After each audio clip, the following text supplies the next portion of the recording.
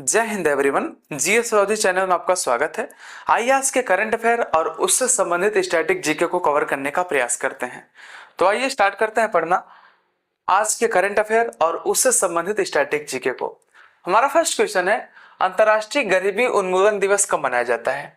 अंतर्राष्ट्रीय गरीबी उन्मूलन दिवस कब मनाया जाता है? तो ये मनाया जाता है 17 अक्टूबर को। कब मनाया जाता है? 17 ऑफ अक्टूबर को, यानी कि ऑप्शन नंबर डी आपका एकदम करेक्ट है। अगर बात करें इसके बारे में तो इसकी शुरुआत हुआ था 1987 में ही इसको मनाया जाना स्टार्ट कर दिया गया था। बट यूएन द्वारा कब मनाया जाना स्टार्ट किया गया? तो यूएन द्वारा इसको मनाया जाना स्टार्ट किया गया 1992 में। कब से स्टार्ट किया गया? 1992 से इसको स्टार्ट किया गया। अगर बात करें गरीबी की, अगर गरीबी की बात करें तो वर्ल्ड बैंक ने भी जून 2025 में गरीबी का एक नया डिफिनीशन दिया है। उसने बताया कि कोई व्यक्ति जो $3 प्रतिदिन से कम कमा पा रहा है वो क्या है? वो गरीब है। एक ऐसा व्यक्ति जो $3 से कम कमा पा रहा है वो गरीब है। ठीक है, आइए बात करते हैं नेक्स्ट क्वेश्चन की। नेक्स्ट क्वेश्चन है, हाल ही में HIV, हेपेटाइटिस बी और सिफिलिस का मां से बच्चे में संचरण समाप्त करने वाला दुनिया का फर्स्ट देश कौन सा है? यानी कि वो देश कौन सा है जिसने HIV, हेपेटाइटिस बी और सिफिलिस का मां से बच्चों में जो संचरित होता था उसको समाप्त कर दिया है। यानी कि 2 वर्षों से यहाँ पर जो है कोई भी केस देखने को नहीं मिल रहा है। तो वो देश है कौन सा? मालदीव। अभी जिसने भारत से क्या किया, बहुत ज्यादा बगावत कर रखा था। ठीक है, अगर बात करें मालदीव के बारे में तो इसकी राजधानी है माले। क्या है? माले है। और इसकी करेंसी का नाम है मालदीवी रुपया। क्या है? मालदीवी रुपया। रुपया, वैसे तो रुपया है। अगर बात करें HIV के बारे में तो देखिए, HIV का फुल फॉर्म होता है HIV। इसका फुल फॉर्म होता है human immuno deficiency virus. Human immuno deficiency virus. अच्छा, थोड़ा सा आपको ये समझना है, ये जो है HIV एक स्टार्टिंग स्टेज होता है, बट इसका जो अंतिम चरण होता है उसे एड्स के नाम से जाना जाता है। किसके नाम से? एड्स के नाम से जाना जाता है। कहता है ना, एड्स हो गया। मैक्सिमम ये जो है जैसे यौन संबंध या एक तरीके से रक्त संचरण, इन सब कारण से होता है। एड्स का फुल फॉर्म होता है एक्वायर्ड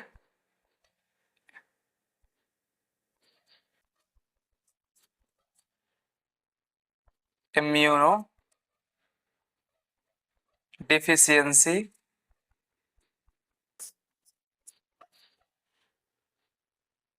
सिंड्रोम। 1 दिसंबर को एड्स दिवस मनाया जाता है। कितने दिसंबर को?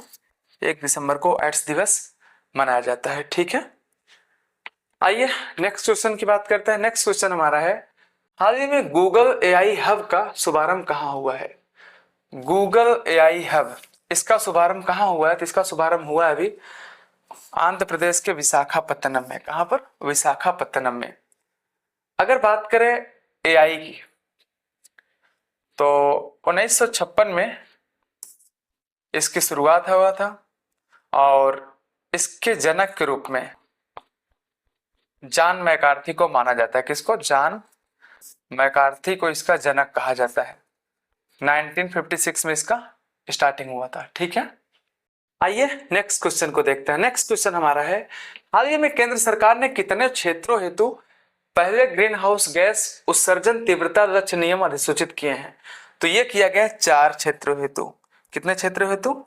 4 क्षेत्रों हेतु ग्रीन हाउस गैस उत्सर्जन तीव्रता को अधिसूचित किया गया है। थोड़ा सा इसको समझने का प्रयास करते हैं। ग्रीन हाउस क्या है? ग्रीन हाउस, इसको ग्लास हाउस के नाम से भी जाना जाता है। किस नाम से? ग्लास हाउस के नाम से भी इसको जाना जाता है। थोड़ा इसको समझने का प्रयास करते हैं। जैसे सपोज दैट ठंडी का मौसम या कोई भी मौसम है, आपने क्या किया, कोई चादर ओढ़ा, चादर ओढ़ने के बाद क्या हुआ, आपको गर्मी लगना शुरू हो जाता है। जैसे ही आपको गर्मी लगना शुरू होता है तो वैसे आप क्या करते हैं, चादर को हटा देते हैं कभी कभी, है ना, चादर को हटाते हैं। फिर उसके बाद आपको क्या, फिर ठंडी लगना, जैसे भी बाहर का वातावरण है वैसे आपको महसूस होना शुरू हो जाएगा। ठीक उसी प्रकार जैसे सपोज दैट ये अपना है पृथ्वी, है ना, और पृथ्वी का जो है, पृथ्वी को हमने उड़ा दिए चादर, यानी कि क्या, ये है इसका वायुमंडल पृथ्वी का। ठीक है, ये पृथ्वी का वायुमंडल है। और आपको पता है ये सूर्य है, ये हमारे सूर्य देवता है। सूर्य से रोशनी पृथ्वी पर आ रही है, वो तो आसानी से आ जाती है। जो सूर्य विकिरण है पृथ्वी पर आसानी से पहुंच पाता है। क्यों? क्योंकि ये जो है ट्रांसपेरेंट है, ठीक, आराम से आ जाता है, कोई दिक्कत नहीं है। बट क्या हो रहा है, यहां से जो पार्थिव विकिरण है, यानी कि जो सूर्य की रोशनी जो पृथ्वी पर आई है उसको पार्थिव विकिरण अब कहा जाएगा। जब यहां से जाएगी है ना, तो यहां से जा नहीं पाती है, ये यहां से जा नहीं पाती है। अगर जाती भी है तो क्या, बहुत धीमे धीमे मात्रा में जाती है बाहर, ये बहुत धीमे धीमे मात्रा में ये बाहर जाती है, जिस कारण क्या होता है, ये टेम्परेचर पूरा का पूरा जो है ठीक ठाक बना रहता है। नहीं तो फिर क्या हो, जब तक सूर्य की रोशनी हो तब तक गर्मी लगेगी, जैसे सूर्य की रोशनी खत्म वैसे ठंडी लगना शुरू हो जाएगा। बट इसी की वजह से क्या होता है, वो रुक जाता है, जो ऊर्जा वगैरह होती है रुक जाती है, और धीरे धीरे ऊर्जा क्या होती है, बाहर जाती है। ठीक, बात समझ में आ गई नहीं? तो ये क्या है, ग्रीन हाउस गैस। ठीक उसी तरह से जानते हैं इसको, ग्लास हाउस गैस के नाम से जाना जाता है। जैसे सपोज दैट आप बंद कार में हैं, आपने क्या किया, आपने एक तरीके से शीशा बंद किया है और गर्मी का मौसम है, आपने देखा बहुत ज्यादा भपकना शुरू हो जाता है, वो क्या है, वो ग्लास हाउस गैस कहा जाता है। ठीक है, तो ये आपका है ग्रीन हाउस गैस। आइए बात करते हैं नेक्स्ट क्वेश्चन की।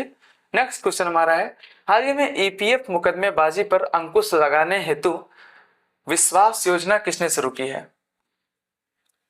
जो ईपीएफ का मुकदमेबाजी है इस पर कंट्रोल करने हेतु विश्वास योजना भी किसके द्वारा शुरू किया गया था? ये शुरू किया गया है श्रम और रोजगार मंत्रालय के द्वारा। किसके द्वारा? श्रम और रोजगार मंत्रालय के द्वारा। श्रम और रोजगार मंत्री इस समय कौन है? ये है मनसुख मंडाविया। कौन है? मनसुख मंडाविया। ये बात आपको दिमाग में रखना है। ठीक है, विश्वास योजना, इसके अंतर्गत क्या होगा थोड़ा सा हमको ये समझना है। जैसे जो भी लोग ईपीएफओ से संबंधित मुकदमेबाजी वगैरह करते हैं उस पर रोक वगैरह लगाया जा सकता है। ठीक है, फर्स्ट पॉइंट। दूसरा पॉइंट हमें ये समझना है, ईपीएफओ होना चाहिए यहाँ पे। ठीक, ईपीएफ करो, ईपीएफओ करो, ठीक, कोई दिक्कत नहीं। इमिनेंट प्रोविडेंट फंड ऑर्गेनाइजेशन, ये इसका क्या होता है, फुल फॉर्म होता है। ईपीएफओ का फुल फॉर्म क्या होता है? Eminent provident fund organisation. इसकी स्थापना हुआ था 4 मार्च 1952 को, इसकी स्थापना हुआ था। ये बात आपको दिमाग में रख करके चलना है। ठीक है, आइए नेक्स्ट क्वेश्चन की बात करते हैं। नेक्स्ट क्वेश्चन हमारा है, हाल ही में राइट टू डिस्कनेक्ट विधेयक पेश करने वाला भारत का फर्स्ट राज्य कौन सा है? बहुत ही इंपॉर्टेंट क्वेश्चन है। राइट टू डिस्कनेक्ट क्या है? राइट टू डिस्कनेक्ट, इसको समझने का प्रयास करते हैं। जैसे सपोज दैट आप कहीं काम करते हैं, 8 घंटे का आपका ड्यूटी है, बट जैसे आपका काम खत्म हुआ, आप घर पे पहुंचे, आप खाना खा रहे हैं, तभी क्या वो फोन आ गया, हाँ सर ये वाला कैसे करें, ये वाला मैटर कहाँ पर भेजा जाएगा, ये सामान कहाँ भेजा जाएगा। आप डिस्टर्ब हो जाते हैं। यानी कि पहले तो 8 घंटा आप कंपनी में आपने काम किया, फिर आपने क्या किया, कंपनी हेतु ही काम किया 2-3 घंटा। तो यानी कि क्या, इसको खत्म करने हेतु क्या किया गया, एक कदम उठाया गया केरल सरकार द्वारा। किसके गवर्नमेंट द्वारा?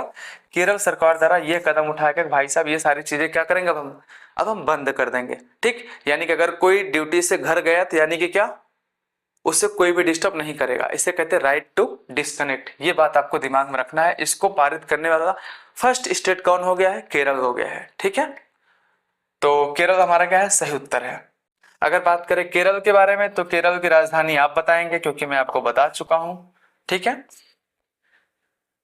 और अगर बात करें केरल के राष्ट्रीय पशु के बारे में तो ये भी हमारा क्वेश्चन आपसे है कि इसका राष्ट्रीय पशु कौन सा है। ठीक है, आइए नेक्स्ट क्वेश्चन की बात करते हैं। नेक्स्ट क्वेश्चन हमारा है, विश्व आघात दिवस कब मनाया जाता है?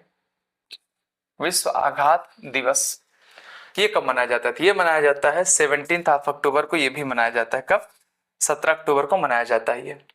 आइए नेक्स्ट क्वेश्चन को देखते हैं। नेक्स्ट क्वेश्चन हमारा है, हाल ही में वैश्विक कैरियर के लिए सीएम फ्लाइट योजना की शुरुआत किसने की है? यानी कि इसके अंतर्गत क्या होगा, जो असम के व्यक्तित्व वगैरह हैं, जो वहाँ के लोग हैं, स्टूडेंट वगैरह हैं जो पढ़ लिख चुके हैं, उनको नौकरी में और आगे लाने हेतु, यानी कि उनको नौकरी और प्रोवाइड करने हेतु भाषा प्रशिक्षण, दुनिया भर की चीजें जो है असम सरकार द्वारा किया जा रहा है। किसके द्वारा? असम गवर्नमेंट द्वारा। यानी कि ऑप्शन नंबर बी आपका क्या एकदम करेक्ट है। असम की राजधानी क्या है? आप कमेंट करके बताइएगा, हम तो नोट करने जा रहे थे। असम के सीएम है हेमंत बिस्वा शर्मा, और यहाँ के गवर्नर हैं लक्ष्मण आचार्य। कौन है? लक्ष्मण आचार्य जी। असम का राजकीय पशु है एक सिंग वाला गैंडा।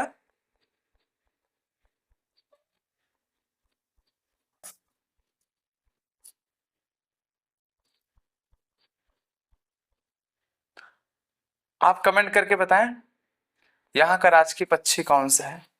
अल्लाह की राजकीय पक्षी मैं बता दे रहा हूं, वुड डक। कौन है? Wood duck. और यहाँ का राजकीय पुष्प है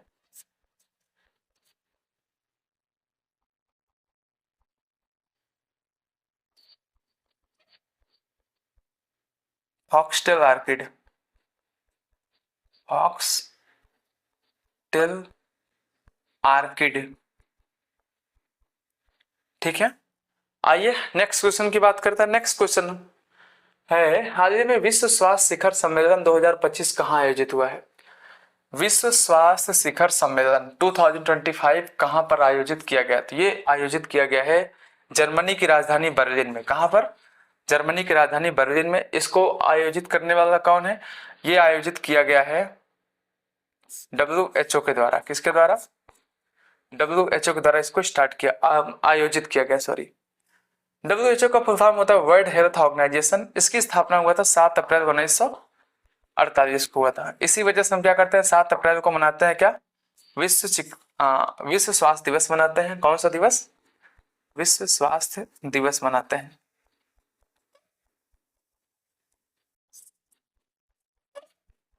और 1 जुलाई को मनाया जाता है राष्ट्रीय चिकित्सक दिवस। कौन सा दिवस?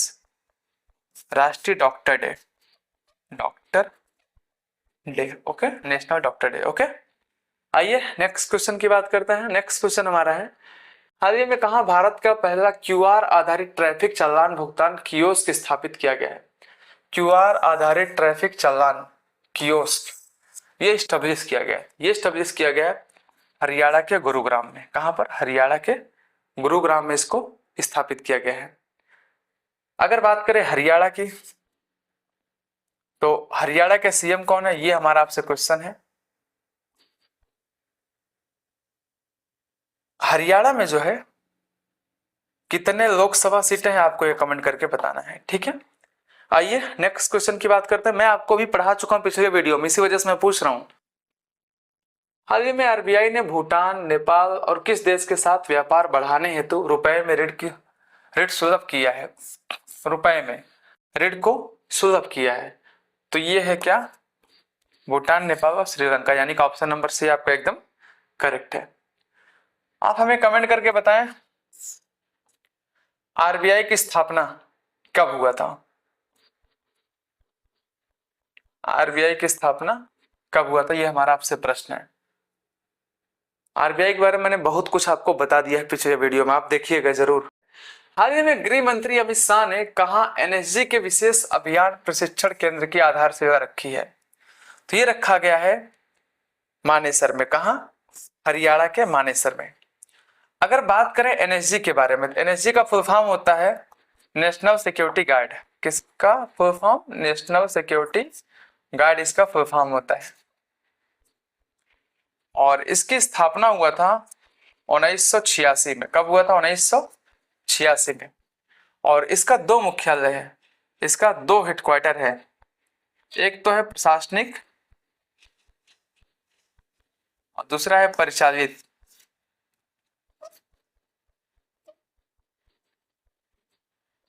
जो प्रशासनिक है वो है कहाँ? दिल्ली में है। जबकि जो परिचालित है वो कहाँ पर है? वो हरियाणा के मानेसर में है। कहाँ पर? हरियाणा के मानेसर में है। ये पॉइंट आपको समझना है। आइए नेक्स्ट क्वेश्चन की बात करते हैं। नेक्स्ट क्वेश्चन है, हाल ही में किसने 2025 एबेल पुरस्कार जीता है? तो ये जीता है मसाकी काशिवार। ये जापान के हैं। कहाँ के हैं ये हैं जापान के। अगर बात करें एबेल पुरस्कार के बारे में, तो नॉर्वे के एक गणितज्ञ थे जिनका नाम था नील हेनरिक एबेल। क्या नाम था इनका? नील हेनरिक एबेल। ये गणितज्ञ थे। क्या थे? मैथमेटिशियन थे। इन्हीं के सम्मान में नॉर्वे गवर्नमेंट द्वारा क्या होता है, एबेल पुरस्कार। किसके द्वारा? नॉर्वे द्वारा एबेल पुरस्कार दिया जाता है। और इसका शुरुआत जो है, गठन हुआ था 2002 में, जबकि इसको प्रथम बार दिया गया था, शुरू किया गया था 2003 में दिया जाना। इसको गणित का नोबेल पुरस्कार कहा जाता है। इस पुरस्कार को गणित का नोबेल पुरस्कार कहा जाता है। गणित का नोबेल पुरस्कार। ठीक। आइए नेक्स्ट क्वेश्चन की बात करते हैं। नेक्स्ट क्वेश्चन है हमारा, हाल ही में फिक्सी ने किसे 2025-26 कार्यकाल हेतु अपना निर्वाचित अध्यक्ष घोषित किया है? तो ये घोषित किया गया है अनंत गोयंका को। किसको? अनंत गोयंका को। Fixie federation of Indian chambers of commerce and industry. क्या होता है? Federation of Indian chambers of commerce and industry. इसकी स्थापना हुआ था 1927 में। ये जेडी बिरला और पुरुषोत्तम दास ठाकुर के द्वारा स्थापित किया गया था। किसके द्वारा? पुरुषोत्तम दास ठाकुर के द्वारा इसको शुरू किया गया था। वो भी महात्मा गांधी ने क्या किया था? महात्मा गांधी ने बहुत इनसे जो है सिफारिश किया था। इसी वजह से इन्होंने क्या किया था, फिक्सी की स्थापना किया, ताकि व्यापार वगैरह को ठीक ढंग से संचालित किया जा सके। हाल ही में किस देश ने इंटरनेशनल बिग कैट अलायंस के फ्रेमवर्क समझौते पर हस्ताक्षर किए हैं? इंटरनेशनल बिग कैट अलायंस, तो ये किया है मंगोलिया ने। किसने? मंगोलिया ने। मंगोलिया की राजधानी का नाम है उलानबाटर और इसके करेंसी का नाम है तुगरिक।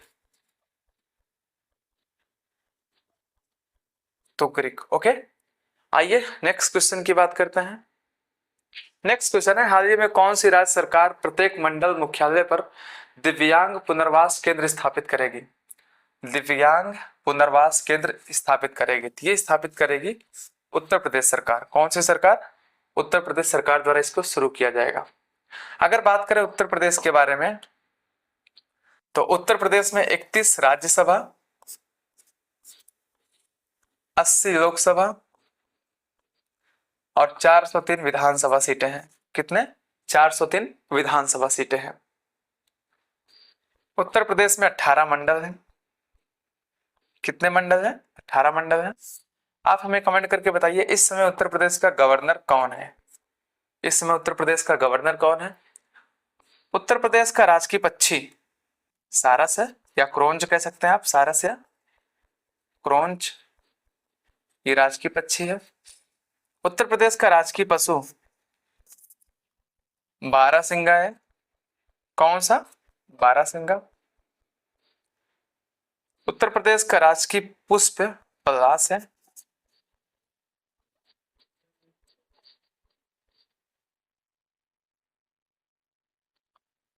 आइए बात करते हैं नेक्स्ट क्वेश्चन की। नेक्स्ट क्वेश्चन हमारा है, हाल ही में किस राज्य सरकार ने फुटबॉल को बढ़ावा देने हेतु north east United football conference के साथ समझौता किया है? तो ये किया है अभी मेघालय सरकार ने। किसने? मेघालय गवर्नमेंट ने ऐसा किया है। मेघालय की बात करें तो इसकी राजधानी है, आप ये कमेंट करके बताइएगा। वैसे तो शिलांग है, हम ही बता दे रहे हैं, बट क्या पूछे। मेघालय के सीएम है कोनराड संगमा। कोनराड संगमा। और यहाँ के गवर्नर हैं विजय शंकर। कौन है? विजय शंकर। आइए नेक्स्ट क्वेश्चन की बात करते हैं। नेक्स्ट क्वेश्चन हमारा है, हाल ही में किस देश के राष्ट्रपति एंड्री राजोइलिना ने संसद को भंग किया है? एंड्री राजोइलिना, इसने संसद को भंग कर दिया है। ये किस देश के राष्ट्रपति हैं? तो ये है मेडागास्कर के राष्ट्रपति। कहाँ के? मेडागास्कर के राष्ट्रपति हैं। इसकी राजधानी है मेडागास्कर की अंतानानारिवो। आप कमेंट करके बताएं कि यहाँ का करेंसी कौन सा है।